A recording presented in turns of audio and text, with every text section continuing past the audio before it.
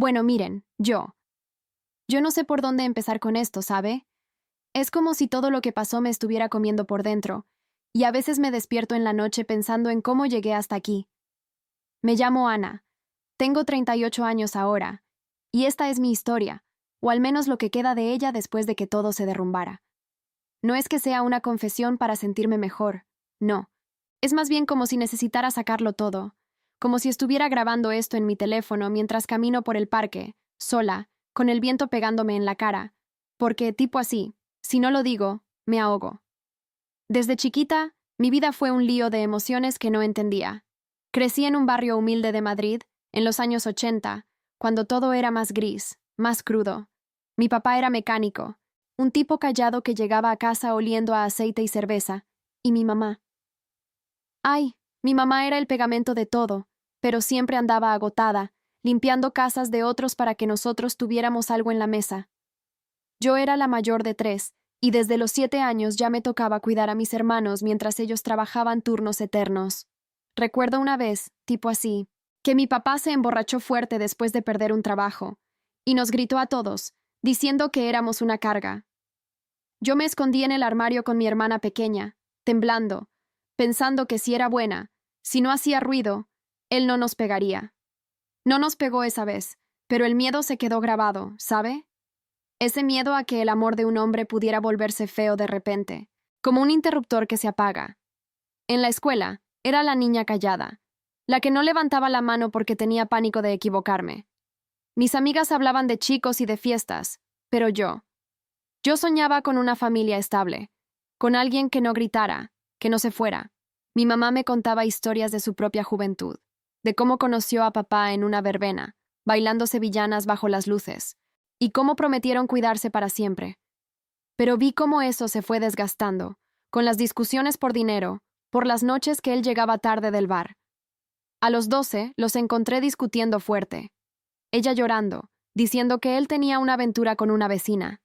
Él lo negó todo, juró por Dios que era mentira, y al final se quedaron juntos, pero algo se rompió ahí en mí. Aprendí que las promesas son frágiles, que el amor puede ser una ilusión que se deshace como humo.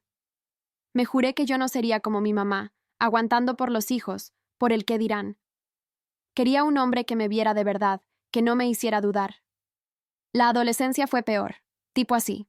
A los 15 me enamoré de un chico del instituto, Pablo, que era guapo y me hacía reír. Pensé que era el amor, ¿sabe? Íbamos al cine los domingos, comiendo palomitas rancias, y él me prometía que seríamos novios para siempre.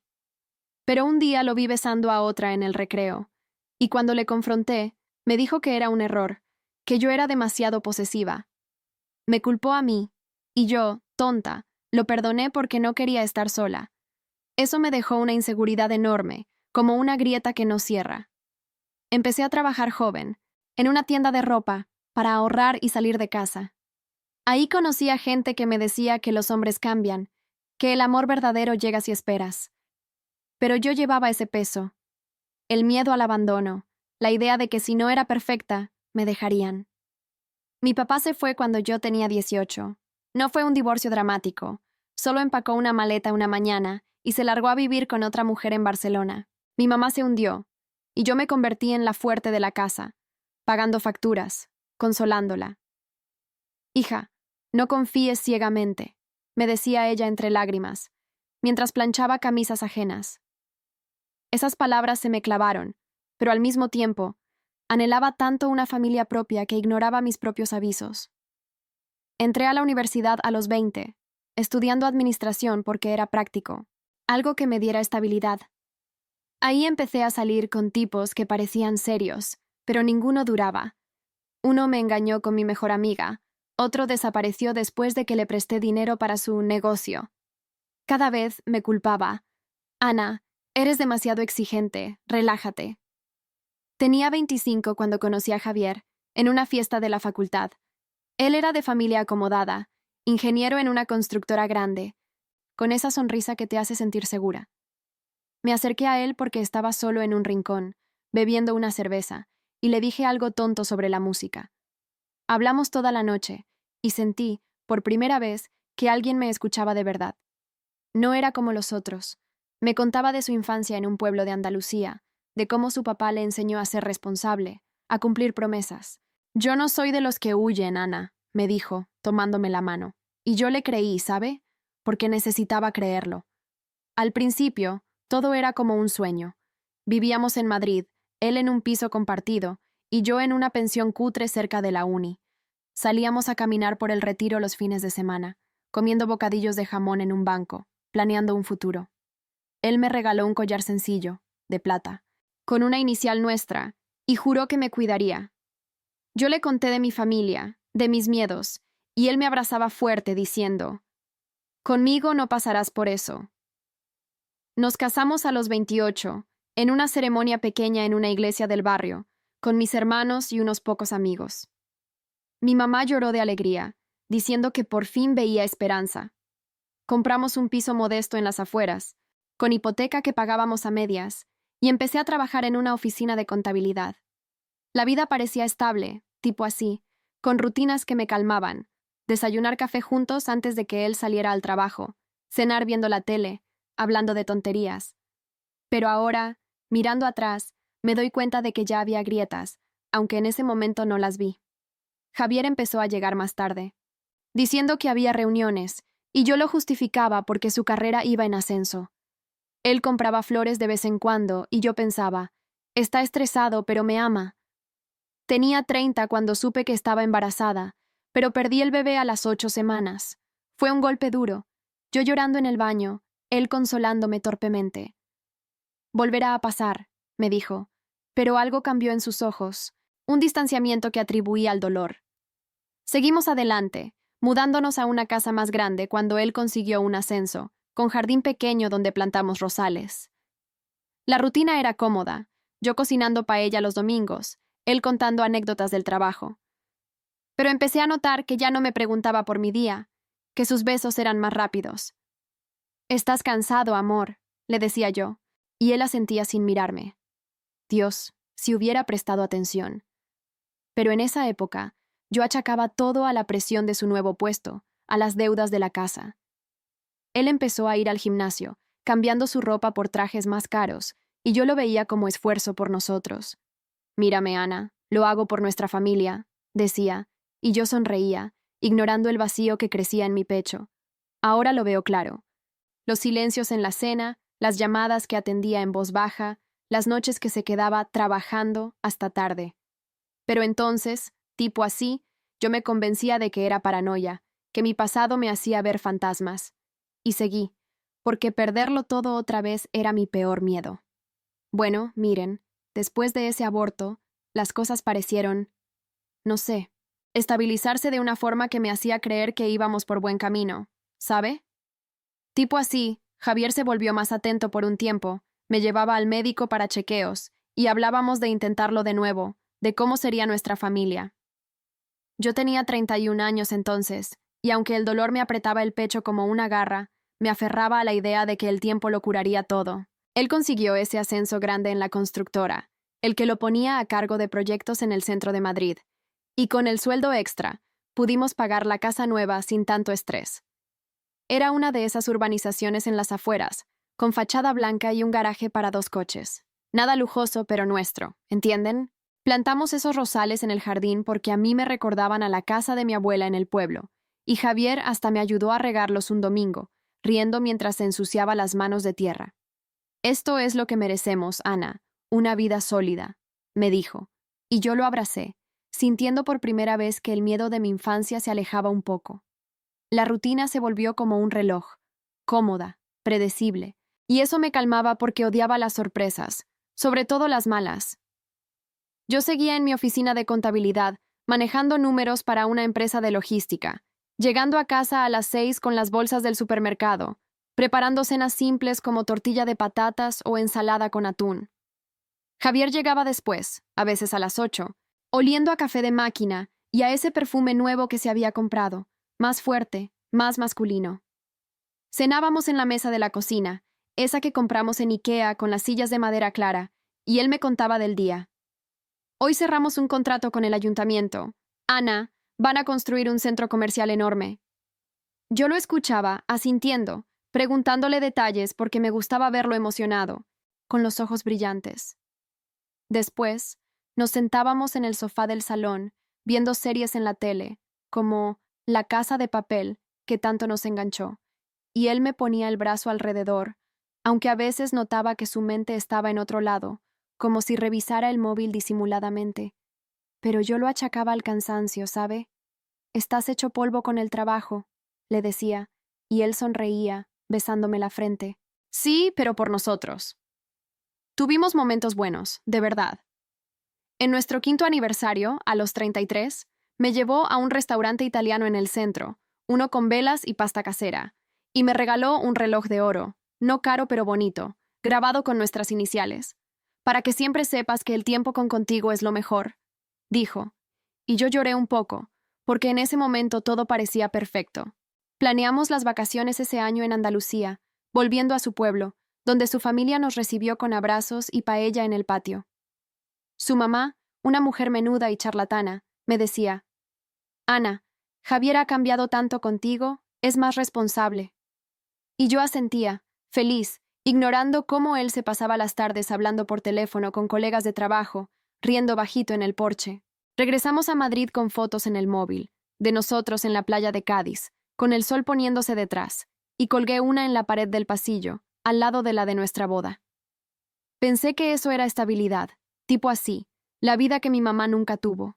Pero Dios, ahora que lo cuento, veo que ya en esa época las grietas se abrían más, aunque yo las tapaba con excusas. Javier empezó a obsesionarse con su imagen, yendo al gimnasio 3 veces por semana, en ese centro moderno cerca de su oficina, el que tiene máquinas relucientes y espejos por todos lados. Volvía sudado, con camisetas ajustadas que marcaban sus músculos nuevos, y yo lo elogiaba. Te ves genial, amor. Pareces de 25.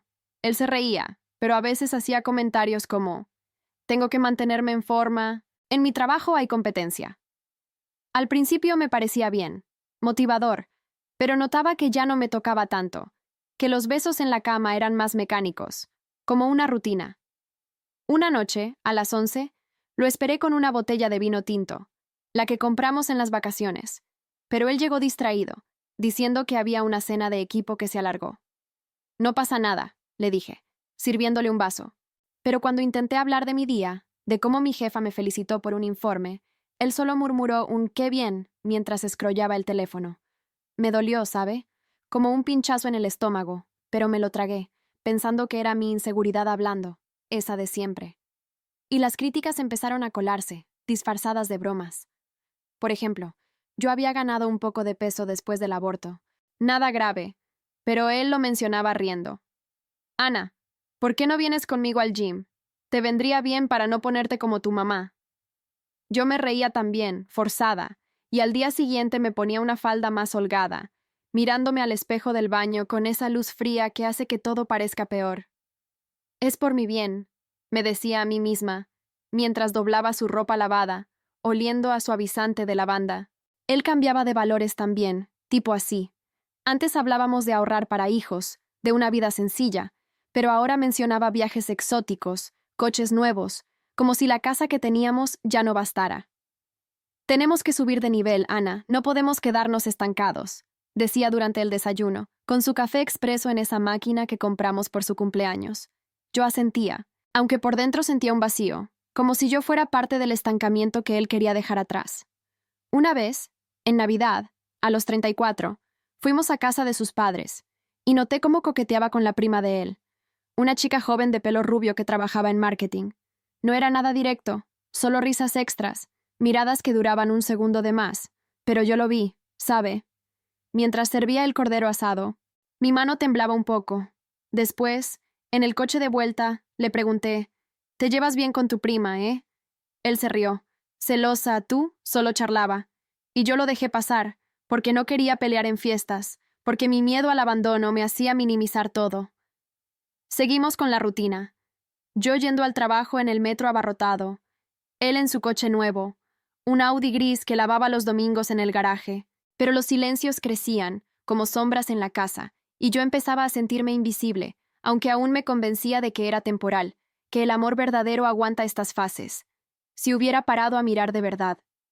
Ay, pero no, yo seguía adelante, cocinando, limpiando, esperando que volviera el Javier de antes.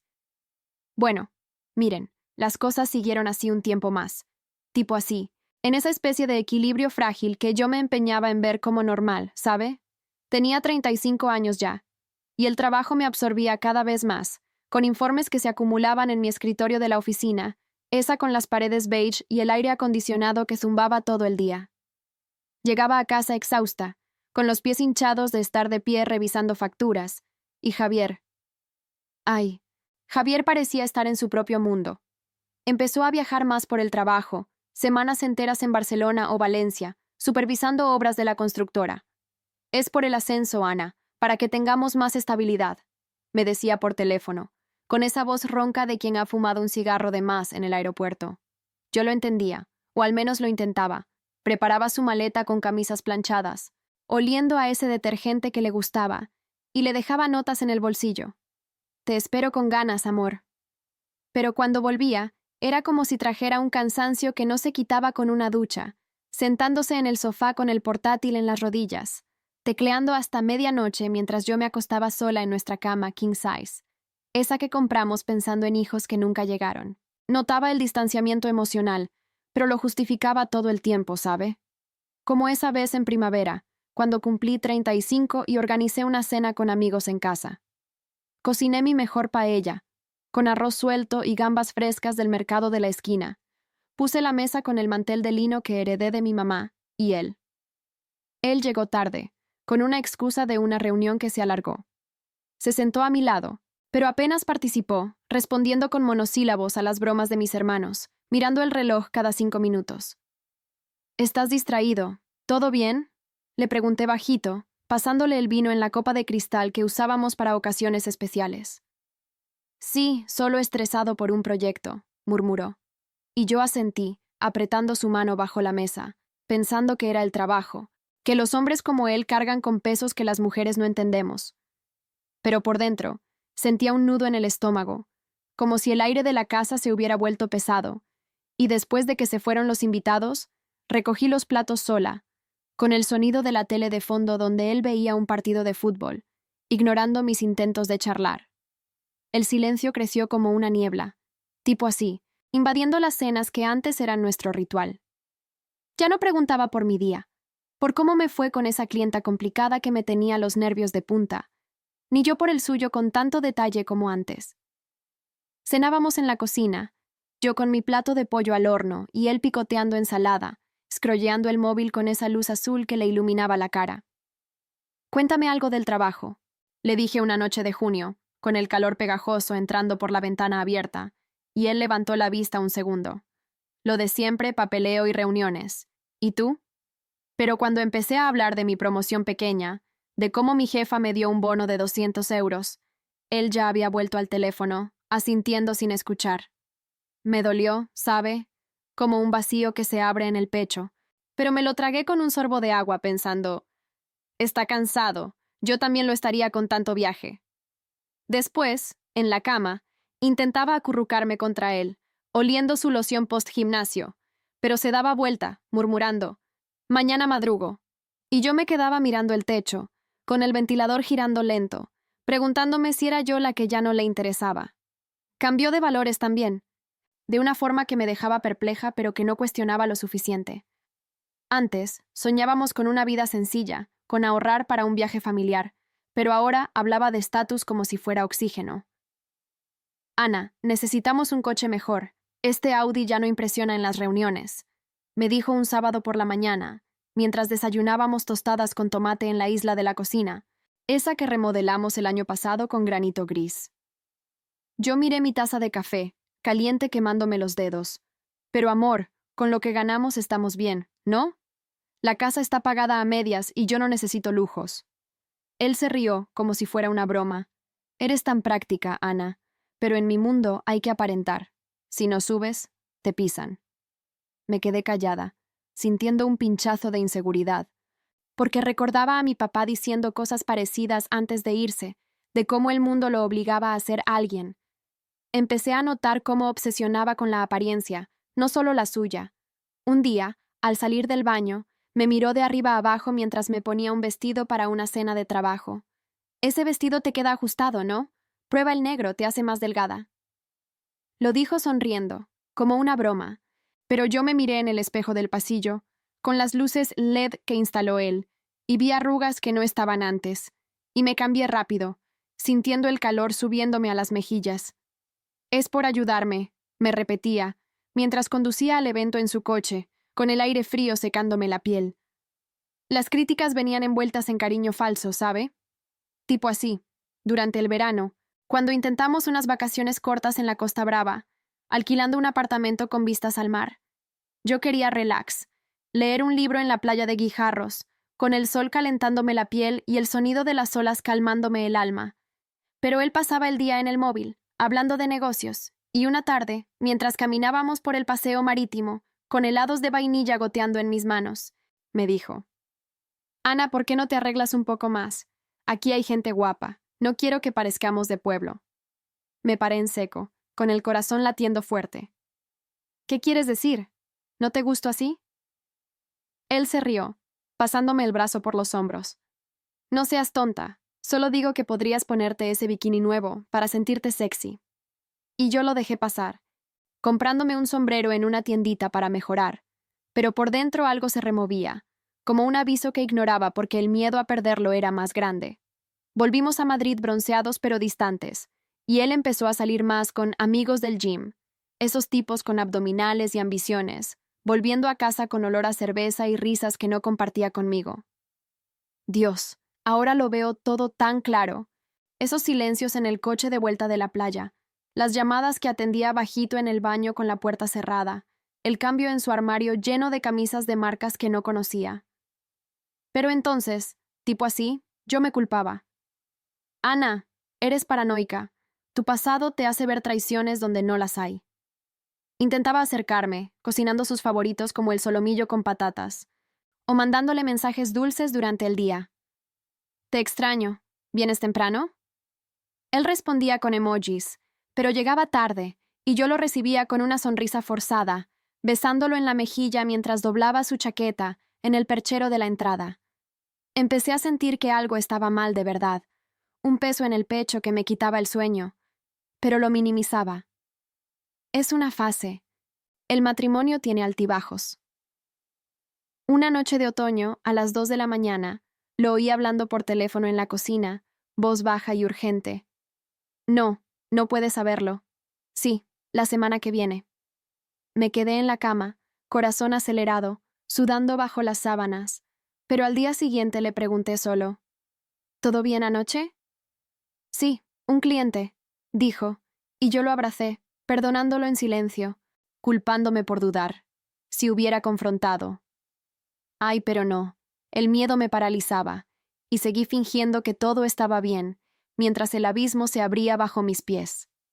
Bueno, miren, después de esa noche de la llamada, las cosas, no sé, empezaron a torcerse de una forma que ya no podía ignorar del todo, ¿sabe? Tipo así, me despertaba con un peso en el pecho, como si el aire de la habitación se hubiera vuelto espeso, y Javier roncando a mi lado, ajeno a todo. Tenía 36 años ya, y el trabajo seguía siendo mi refugio, yendo cada mañana al metro con mi bolso lleno de papeles, oliendo a café de la máquina de la oficina que siempre sabía un poco quemado. Pero en casa, el silencio ya no era solo distancia, era como un muro que crecía, y yo empezaba a chocar contra él, aunque me decía a mí misma que era mi imaginación, que el estrés nos estaba comiendo vivos a los dos.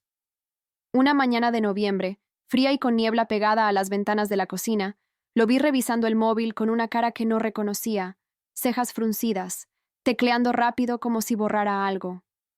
Me acerqué con la taza de té en la mano, esa de cerámica blanca con flores que me regaló mi mamá, y le pregunté: ¿Todo bien, amor? Pareces preocupado. Él levantó la vista un segundo, forzando una sonrisa. Nada, un email del trabajo. No te rayes. Y yo asentí, sirviéndole su café, pero por dentro algo se removió, un pinchazo de duda que me hacía apretar los dientes. Es el curro, Ana, siempre es el curro, me repetía mientras lo besaba en la mejilla, sintiendo su barba de 2 días raspándome la piel. Me culpaba por ser suspicaz, por dejar que mi pasado con mi papá y esos novios me envenenara la mente. Javier no es como ellos, él me quiere, pensaba. doblando las sábanas de la cama esa misma tarde, con el olor a lavanda del suavizante calmándome un poco. Pero los días pasaban y el nudo en mi estómago no se deshacía. Empecé a notar más llamadas, siempre en momentos raros. Una a las 10 de la noche mientras yo lavaba los platos en el fregadero, con el agua caliente quemándome las manos, y él saliendo al jardín con el teléfono pegado a la oreja, voz baja y risas que no eran para mí. Es un colega del gym. Me dijo cuando entré con una toalla en la mano, y yo lo creí, o quise creerlo, porque confrontarlo significaba arriesgarlo todo. Me sentía tonta, ¿sabe? Como si estuviera volviendo a ser esa niña del armario, temblando por un grito que no llegaba. Intentaba acercarme más, cocinando sus platos favoritos, como ese estofado de ternera que le gustaba de su infancia en Andalucía, con patatas y zanahorias que cortaba despacio en la tabla de madera rayada.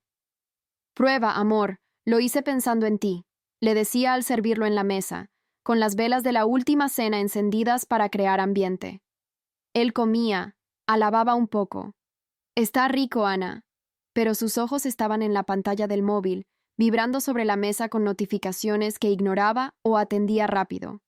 Una noche de diciembre, con las luces de Navidad parpadeando en el salón, esa guirnalda que colgué yo sola en la escalera tambaleante, explotó algo en mí.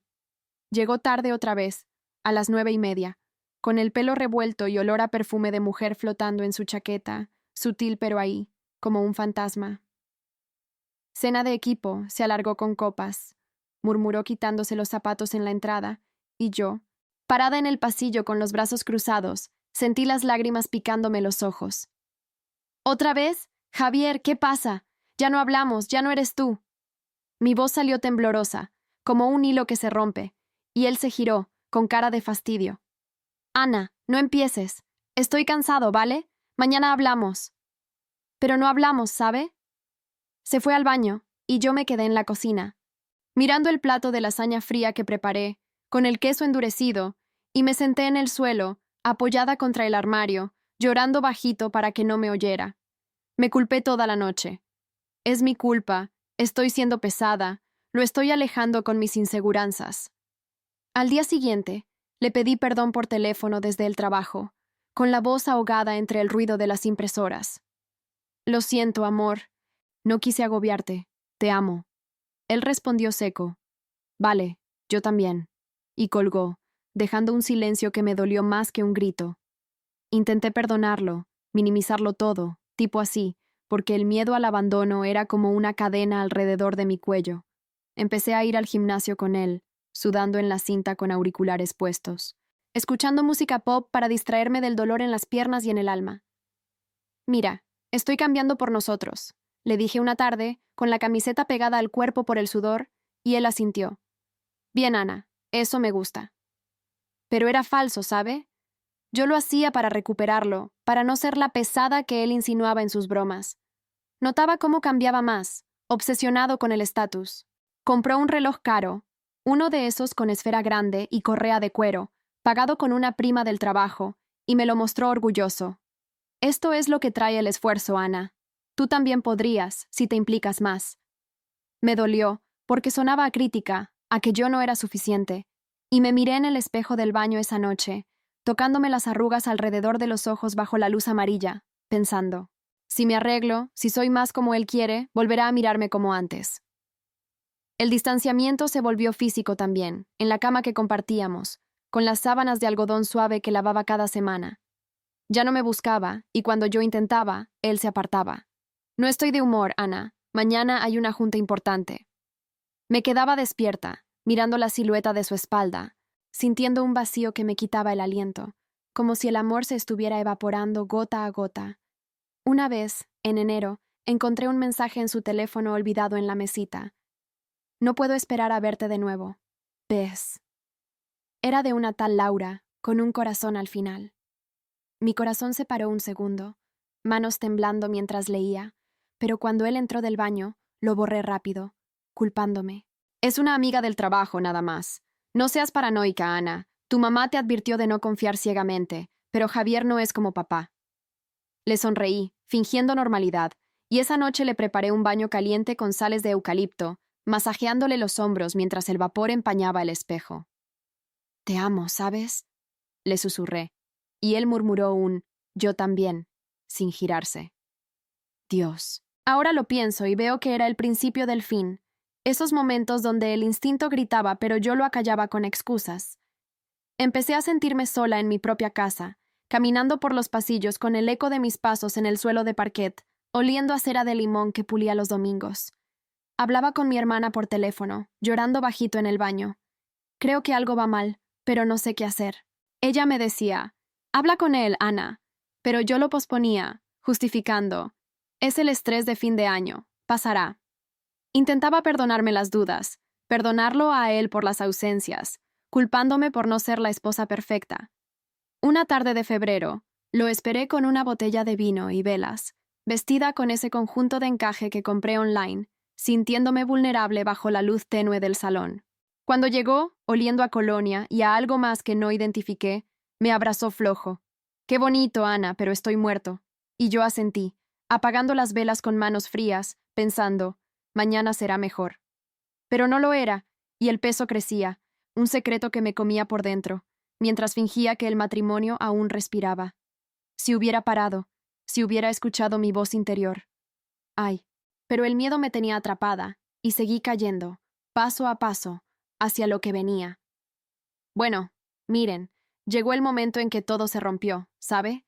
Tipo así, no fue de golpe, como en las películas donde hay un grito y una maleta volando por los aires, no. Fue más como un puente que se derrumba pedazo a pedazo, y yo cayendo con él, sintiendo el agua fría subiéndome por las piernas hasta ahogarme. Tenía 37 años ya, y era marzo, uno de esos meses en Madrid, donde el viento trae lluvia fina que te moja el alma sin que te des cuenta. Yo seguía en mi rutina, yendo al trabajo con el metro abarrotado, oliendo a paraguas mojados y a café rancio, pero por dentro era un nudo que no se deshacía. Javier había estado más ausente que nunca, con viajes que se alargaban semanas, volviendo solo para dormir unas horas y salir de nuevo al amanecer, con su maletín de cuero negro y esa sonrisa forzada que ya no llegaba a los ojos. Una noche de viernes, llegué a casa temprano, con una bolsa de la compra llena de ingredientes para hacer su sopa favorita, esa de verduras con fideos que le recordaba a su abuela. La casa estaba en silencio, solo el tic-tac del reloj de la cocina que nos regalaron en la boda, y encontré una nota en la mesa. Tengo una cena importante, no me esperes. Besos, J. Me senté en la silla de madera, con las manos temblando sobre el papel, y algo se quebró dentro, como un vaso que cae y se hace añicos. Llamé a mi hermana, voz entrecortada. No aguanto más, creo que me está engañando, pero no sé cómo saberlo. Ella me dijo que viniera, pero colgué y me quedé ahí, mirando la foto de nuestra boda en la pared. Nosotros sonriendo con trajes blancos bajo el sol de la iglesia, y las lágrimas me cayeron calientes en las rodillas. Esa noche, cuando él llegó a la 1, con el pelo desordenado y olor a vino y a algo dulce que no era mío, lo confronté en el pasillo, con la luz del baño iluminándonos como en un interrogatorio. Javier, ¿quién es Laura? Vi el mensaje, no mientas más. Mi voz salió ronca, como si me doliera la garganta de tanto tragarme el dolor. Él se paró en seco, con la chaqueta a medio quitar, y por primera vez vi el pánico en sus ojos, ese que intentaba esconder con una risa nerviosa. Ana, ¿qué dices? Era una clienta nada más. Pero yo ya no podía, ¿sabe? Saqué el teléfono de mi bolsillo, con las manos sudadas, y le mostré la captura que había hecho semanas atrás, la que borré pero guardé en mi mente como un secreto. No me mientas, Javier. Las llamadas, las ausencias, el perfume. Lo supe todo el tiempo, pero fingí porque te amaba, porque tenía miedo de perderte. Él se pasó la mano por el pelo, sentándose en el sofá del salón con un suspiro largo, como si se quitara un peso. Vale, sí, hay alguien. Es de la oficina. Empezó como un error, pero... No sé, Ana. Las cosas cambiaron. Tú eres la de siempre, y yo necesito más. Sus palabras me golpearon como puñetazos, cada una abriendo una herida. La de siempre. Como si yo fuera un mueble viejo que ya no encajaba en su vida nueva de estatus y gimnasio. Lloré ahí, de pie, con el corazón latiendo tan fuerte que pensé que se me saldría del pecho, y él solo me miró, sin abrazarme, sin prometer nada. Lo siento, murmuró, y se fue a la habitación de invitados, cerrando la puerta con un clic que sonó a final. Los días siguientes fueron un infierno, tipo así, un borrón de confusión donde no sabía si era real o un sueño malo. Me despertaba con el estómago revuelto, vomitando en el baño con las baldosas frías contra las rodillas, y él andaba por la casa como un fantasma, empacando ropa en silencio mientras yo trabajaba desde casa, fingiendo concentrarme en los números de la oficina por Zoom. Hablamos poco, solo lo necesario. Necesito espacio, Ana, para pensar. Yo le rogaba, voz quebrada en la cocina esa misma donde cenábamos antes. Cambia, Javier, por favor, prometiste cuidarme, juraste en la iglesia. Él negaba con la cabeza, ojos evasivos. No puedo, ya no soy el mismo. Tú mereces a alguien que te valore como antes. Pero era mentira, ¿sabe?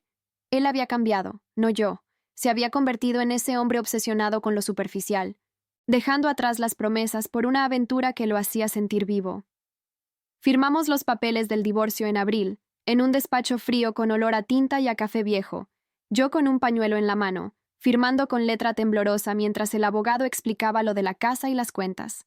No peleamos por dinero. Él me dejó la mitad, pero se llevó el Audi y los relojes caros, y yo me quedé con el jardín de rosales marchitos y el vacío en el pecho. El impacto fue, Dios, como si me hubieran arrancado una parte del alma. Pasé semanas en la cama, con las persianas bajadas y el teléfono apagado, comiendo solo yogur del frigo que caducaba, sintiendo la pérdida como un agujero negro que succionaba todo. Los planes de futuro, la fe en el amor, la idea de que era suficiente. Me culpaba al principio, tipo así, reviviendo cada señal ignorada, los silencios en la cena, las críticas disfrazadas, las llamadas secretas. ¿Por qué no vi? ¿Por qué perdoné tanto? Me preguntaba mirando el techo agrietado de la habitación, con el ventilador girando lento como mis pensamientos. Llamé a mi mamá, llorando por teléfono. Mamá, tenías razón, las promesas son humo. Ella vino, me abrazó fuerte oliendo a su perfume de siempre, y me dijo, hija, el amor no se mendiga, se construye con alguien que no te hace dudar. Poco a poco, empecé a reconstruirme, ¿sabe? Volví al trabajo a medias, caminando por el Retiro sola, sintiendo el sol en la cara por primera vez en meses. Y hablé con una terapeuta, una mujer menuda que me escuchaba sin juzgar mientras yo desahogaba el miedo de mi infancia, el del armario y el abandono de papá. Ahora, con 38, miro atrás y veo todo claro, como si el velo se hubiera levantado. Los signos estaban ahí desde el ascenso, el distanciamiento que disfrazaba de estrés, la obsesión por el estatus que lo alejó de mí, la traición que empezó con un mensaje y terminó con mi mundo roto.